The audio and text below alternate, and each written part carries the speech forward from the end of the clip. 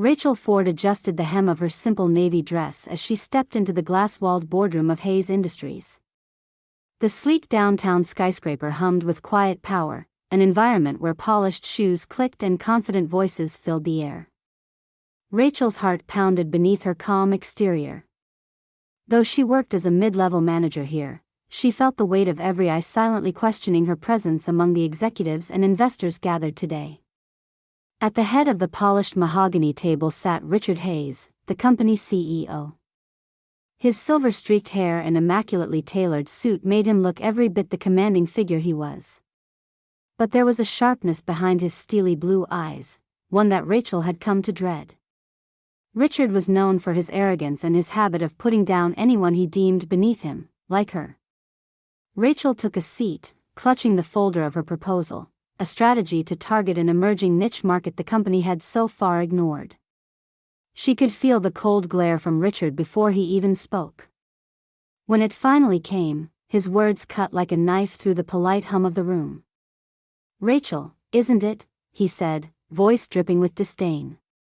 "What exactly do you think you're doing sitting here at this table? Your ideas have no place in these discussions. You're a nobody in this industry, and frankly, your proposal is laughable." Heads turned quickly, whispers rising as the board members exchanged glances. Rachel's cheeks flushed with a mix of shock and humiliation. She opened her mouth to respond, but Richard raised a hand to silence her, his smirk deepening.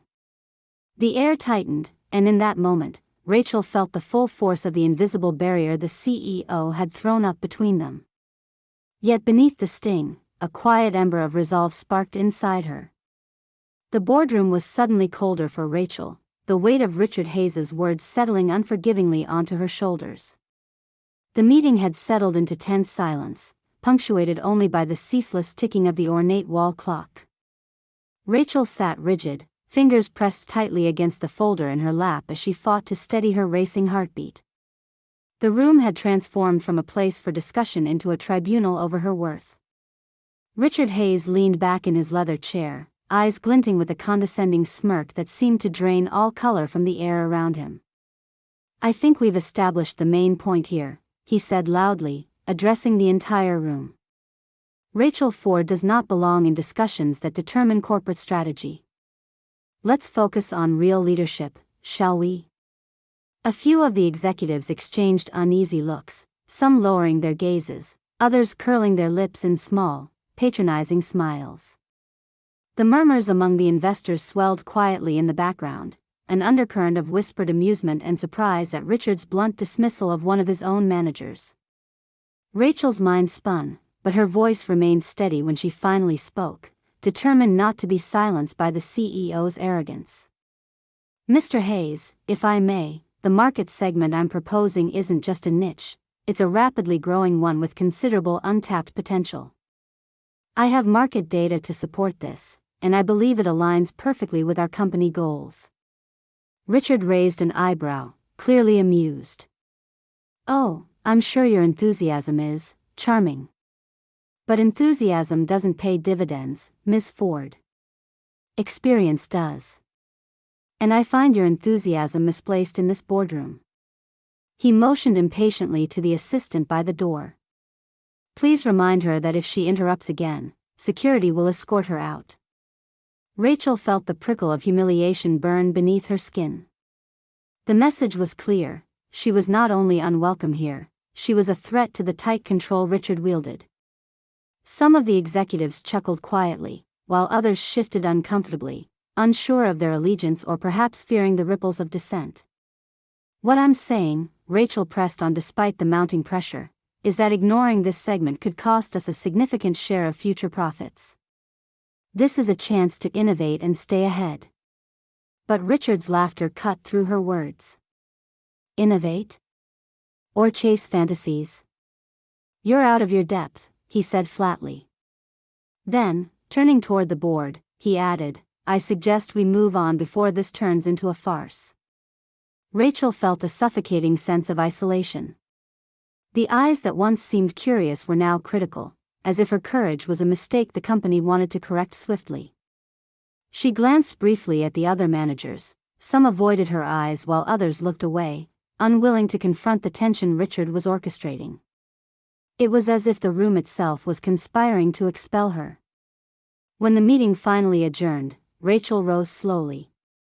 As she gathered her papers, the whispered conversations swirled behind her like a cold wind, half disbelief, half quiet judgment.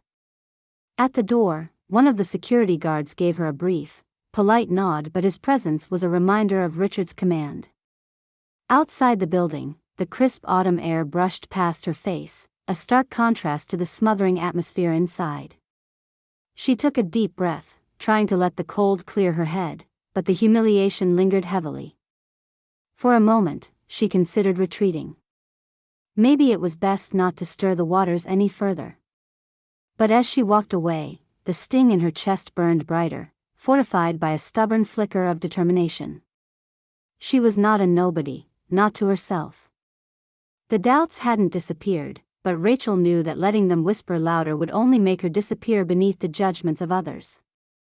Later that evening, in the quiet of her modest apartment, Rachel dialed a close friend and mentor, Janet Chin, an executive at a rival company who had always encouraged her to trust her instincts.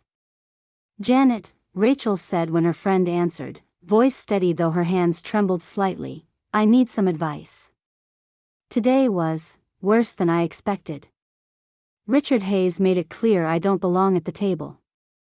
Janet's voice was warm but resolute. "Rachel, I'm sorry you had to endure that. But that man underestimates you, and that's his mistake. Your ideas are sound. Don't let his arrogance keep you from pushing forward." Rachel exhaled slowly. It's hard not to feel dwarfed by the entire room. Even some of the board members seemed to giggle behind their hands. "That's exactly why you must hang on to your conviction," Janet said firmly. "People like Hayes thrive on making others feel small. But that's not the truth of your capabilities or value. If anything, today showed you how much you have to prove, not to them, but to yourself." Rachel nodded, even though Janet couldn't see her. There was truth in her words. She would not let the label "nobody" define her. The next morning brought no reprieve. News of the meeting seemed to wind its way through the building. Some colleagues greeted Rachel politely but distantly, others avoided her entirely. The whispering echoed, the subtle but undeniable shift in how she was perceived. Richard's smear had taken hold, at least temporarily. Yet amidst the growing pressure, Rachel noticed a small group of younger employees exchanging supportive looks, quiet witnesses to the injustice. Their discreet nods reminded her she wasn't entirely alone. Back in the boardroom, Richard reveled in his dominance. He chuckled privately as he recounted the previous day's events to his assistant, savoring the control he wielded. He believed he had crushed a bothersome obstacle with ease. What he had not anticipated was Rachel's resilience beneath the surface. That afternoon, determined not to be sidelined, Rachel tapped into her network, quietly reaching out to industry contacts and financial advisors. She spent hours reviewing market reports, refining her strategy, determined to prepare for another chance, a chance to be heard on her own terms. As the sunset painted the city skyline in hues of orange and pink, Rachel felt a renewed energy.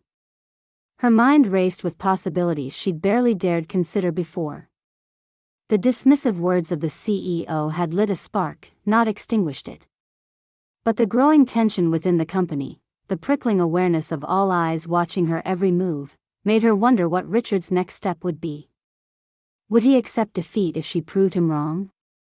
Or would he escalate his efforts to keep her out, to humiliate her further? Everyone seemed to be waiting for a sign, a decision, a breakthrough. The room for mistakes felt smaller than ever. Rachel's thoughts churned with those questions late into the night, the quiet ticking of her clock measuring the time until the next encounter. She knew the boardroom was no longer just a meeting place, it had become a battlefield. And right now, it looked like Richard Hayes was winning. The story paused here, leaving the question hanging in the air. How far would one go to reclaim dignity in an unrelenting arena? What would you do if you faced a powerful adversary determined to prove you worthless, not with logic, but with scorn? Rachel's challenge was just beginning, and the outcome was anyone's guess. The morning light spilled through the wide windows of the boardroom, casting long shadows across the polished table where just days before Rachel Ford had been dismissed as a nobody. But today, the atmosphere crackled with an entirely different energy. A hush fell over the assembled executives and investors as the company's chairman rose to speak, a small envelope held carefully in his hand. Before we proceed with the agenda, he began, voice steady and formal, I have an important announcement to make.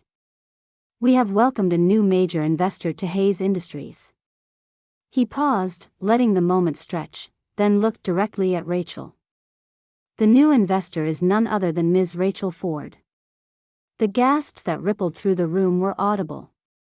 Richard Hayes, seated at the head of the table, blinked in disbelief, the color draining from his face. Rachel herself felt an electric thrill surge through her, a mixture of vindication and astonishment, as all eyes fixed on her. Richard's carefully constructed veneer cracked as he struggled for words, but Rachel remained composed, standing with quiet confidence. Yes, I recently acquired a significant stake through strategic investment, she said, voice calm but clear. This decision reflects my belief in the company's potential, and my commitment to contributing meaningfully to its future. The chairman nodded in approval, then gestured for her to continue. Rachel stepped forward, placing her proposal folder on the table, now thick with additional research and refined strategies. I have revisited the analysis of the emerging niche market I mentioned earlier, Rachel began, her voice steady, resonating with a new authority. Here are updated market trends, consumer behavior insights, and revenue projections that support integrating this sector into our growth strategy. She clicked through slides that illuminated the room with vibrant data charts and case studies, every figure buttressed by thorough research. The audience's initial skepticism began to dissolve into thoughtful consideration, eyebrows lifting as the narrative unfolded. Richard shifted uncomfortably in his chair, watching as board members leaned forward, nodding and exchanging quiet murmurs of approval. His former dismissiveness was now replaced by a wary attentiveness. The power dynamic had clearly shifted. One executive whispered to another, she really did her homework. Another nodded, eyes locked on Rachel's presentation. Closing her deck, Rachel looked around the room, meeting the gazes of those who had doubted her. I know I was underestimated. Today, I hope to show that capability and dedication are not dictated by titles alone. The chairman clapped softly, sparking others to join. Applause filled the boardroom, a wave of recognition washing over Rachel with a warmth that touched her deeply. Richard's mouth tightened into a thin line. He was cornered, unable to maintain the dismissive stance that had so recently dominated the room. His smirk faded, replaced by a grudging acknowledgement that the woman he had scorned was now a formidable force. From the back, a hand shot up, Peter Caldwell, a longtime board member known for his pragmatic judgments. Ms. Ford, this is an impressive demonstration. Your insights clearly add value. I propose we consider implementing your strategy in our next quarter plans. Voices began to murmur agreement, suggestions of collaboration filling the formerly tense space. Rachel's proposal was not just accepted, it was being embraced. Afterward, as the meeting concluded, Rachel gathered her belongings, the triumphant feeling blooming inside her tempered by a realistic awareness of what lay ahead. She caught Richard's eye across the room. His gaze was sharp, but the arrogance had been replaced with the flicker of respect, and something else, perhaps a silent resolve to reclaim lost ground. Outside the boardroom, Rachel was approached by several executives who offered congratulations, some with genuine warmth, others masked with professional civility. Janet Chen's supportive smile was among them, a quiet anchor in the storm of shifting allegiances. That evening, in the glow of her apartment desk lamp, Rachel reflected on the day's events. The unexpected turn had left her both exhilarated and cautious. Her financial investment had given her the leverage, but her work would now involve navigating corporate politics as carefully as market data. The transformation in the company's attitude, from dismissive to deferential, made Rachel keenly aware of the fragile balance of power in such environments. It wasn't just about merit, it was about presence, influence, and resilience. As she reviewed her notes, a message pinged on her phone, a terse email from Richard Hayes. The subject line read, "Meeting request." Rachel smiled softly, sensing the beginnings of a complicated new dynamic. The battle to establish her place was no longer about proving she belonged, now it was about shaping the company's future from within. In the shadows of those glass walls, where just days ago she was nearly cast aside, Rachel Ford had quietly claimed her seat, and she intended to keep it. The boardroom, once a stage for humiliation, was now a platform for transformation. And as the night deepened outside her window, Rachel knew this was only the beginning of her real challenge. What would it take to maintain this hard-won respect? How would she reshape the company's vision without becoming the very thing Richard feared, a rival to be crushed? The answers would come in time, as Rachel stepped fully into the light she had earned. Rachel settled into her apartment chair, the faint city lights flickering beyond her window casting a dim glow on the modest furnishings. It was a far cry from the sleek, high-rise boardroom where her recent triumph had unfolded, and yet it was here, in this quiet, unassuming space, that her true story lived. Few at Hayes Industries could have guessed the journey that had brought her here, to this moment of quiet victory. Rachel Ford had always been someone accustomed to reinvention, shaped by a resilience forged in the fires of experience. Years ago, Rachel had been a bright-eyed entrepreneur with a promising startup trembling on the edge of the tech boom. Her company had been innovative, her vision clear and ambitious. But when unforeseen challenges festered, market shifts, funding shortages, and a sudden downturn, her fledgling enterprise had collapsed. Far from the public eye, Rachel swallowed the bitter sting of failure, retreating into a period of self-reflection and recalibration. With her savings depleted and confidence bruised, she returned to the corporate world, accepting a mid-level position at Hayes Industries, far from the glory she had once dreamed of but a place to rebuild. She dressed simply, her wardrobe a collection of practical, understated pieces, chosen less for image and more for comfort and ease between back-to-back meetings and evenings spent poring over market analyses. What the world rarely saw was her relentless work ethic.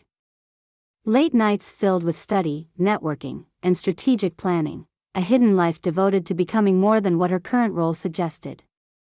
Quietly, she had nurtured an investment portfolio on the side, leveraging every bit of financial knowledge and savvy to regain a foothold in the business world. Her modest attire and reserved manner had become armor, deflecting unwanted attention while she carefully observed and learned the subtle dynamics of the corporate culture that had once intimidated her. Rachel knew that perceptions often overshadowed reality in high-powered environments, and she was determined to rewrite both. Now, as the new major investor in Hayes Industries, she carried the weight of that history with her. She understood deeply the price of failure and the importance of perseverance. That knowledge fueled her strategic thinking and tempered her patience with the struggles of those around her. Her refusal to be sidelined was rooted not in defiance alone but in a commitment to prove that competence and insight were not confined to titles or appearances. For Rachel, leadership was about substance, not empty pomp. The sharp shift in Richard Hayes's demeanor during the recent board meeting had been a revelation, both for her and for the company. His underestimation illuminated a common pitfall in corporate leadership, the blindness forged by prejudice and narrow definitions of success. Rachel felt no bitterness toward him, only a quiet hope that her example might encourage a broader understanding of talent and potential in the future. Amid her reflections, a soft buzz interrupted the stillness, a message from Janet Chin, her trusted mentor, arriving like a beacon of encouragement. "Proud of you, Rachel. The company needs more voices like yours." Rachel smiled, her gaze drifting back to the city skyline stretching beyond her window. The road ahead was uncertain but alive with possibilities. The next challenge would be to maintain her momentum without compromising her values or the authenticity that had brought her here. In the depths of night, Rachel allowed herself a moment of quiet satisfaction. She was no longer just a manager in the margins. She was a force reshaping the very fabric of the company she once feared. And she intended to do it on her own terms.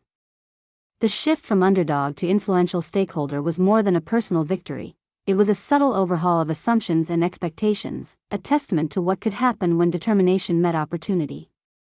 As Rachel prepared for the days ahead, her heart carried a calm resolve to lead with intention, to challenge complacency, and to open doors for others who might one day walk a similar path. This was more than corporate strategy.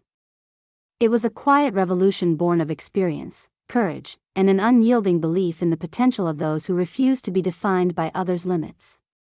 Rachel Ford was ready to step fully into that role, ready to chart a course not just for the company, but for herself and anyone who dared to defy the odds. The ripple effects of Rachel Ford's sudden emergence as a major shareholder and influential strategist had begun to unsettle the established order at Hayes Industries. Richard Hayes, once untouchable as the firm's charismatic CEO, was now navigating uncharted waters where his authority was questioned, and his leadership scrutinized more sharply than ever before. Within days of the board meeting where Rachel's proposal had earned enthusiastic approval, murmurs among the executives turned into open conversations about Richard's conduct. His dismissive treatment of Rachel had not only exposed his own biases but, more troublingly, risked damaging the company's reputation among investors and partners. Recognizing the shifting tide, the board convened an emergency session to address these concerns. The chairman, dignified and patient, laid out the gravity of the situation.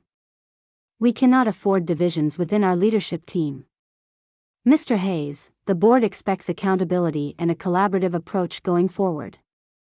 The words hung heavily in the room.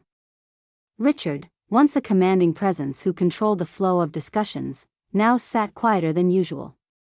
There was no shouting or defiant outburst, only a slow, begrudging admission that his past conduct had been counterproductive, as he put it. The board pressed him further, emphasizing the need for him to publicly acknowledge his mistakes to rebuild trust within the company. Reluctantly, Richard agreed. A carefully worded apology was issued, circulated to both internal staff and external partners. The message was cautious but clear. He recognized the value Rachel brought to the table and committed to supporting a more inclusive and forward-thinking leadership.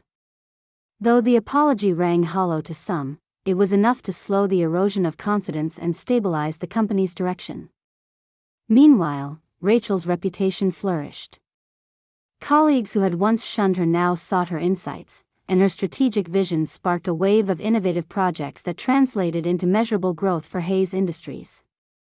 One afternoon, as she reviewed quarterly reports in the conference room, Janet Chen joined her, a bright smile lighting her face. "You've turned the tables completely," Janet said. "Not just on Richard, but on how the whole company views leadership and potential." Rachel allowed herself a rare moment of smile. "It wasn't easy," she replied.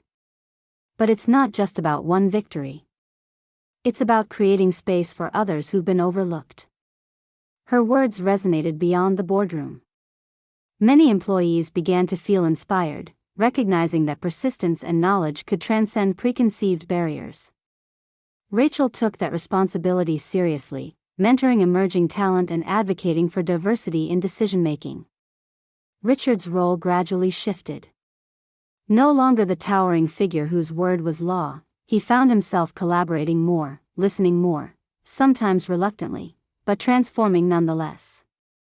The staff quietly observed the change, noting how adversity could alter even the most entrenched personalities. Throughout it all, Rachel maintained her characteristic humility. The journey had been tough, but she never sought to diminish others to elevate herself. Instead, she championed merit and integrity, changing the company culture subtly but decisively. Months later, at the annual shareholder meeting, Rachel stood before a packed room, her presence commanding and confident. She spoke not simply of profits and market shifts but of resilience, vision, and the power of belief. Her voice carried weight born from experience, of failure and comeback, of underestimation and vindication. As applause filled the hall at her closing remarks, Rachel glanced toward Richard. His nod was brief but genuine, a silent acknowledgement of her impact and their evolving professional respect. Outside the formal gatherings and corporate victories, Rachel took a moment to reflect quietly. The path had been steep and fraught with obstacles, yet the satisfaction she felt was deeply fulfilling. She had reclaimed her dignity not by confrontation alone but through unwavering commitment to her values and capabilities. Her story, she realized, was not just her own. It was a shared experience of anyone who had ever been dismissed or underestimated and found a way to rise. It was an invitation to others, to stand firm, to believe in themselves, and to refuse to let anyone else's definition of nobody become their truth. To our viewers, what would you have done if you were in Rachel's shoes? Would you have walked away, or fought to reclaim your place? Share your thoughts in the comments below. If this story moved you, don't forget to subscribe to our channel for more inspiring tales of resilience and redemption. See you in our next story.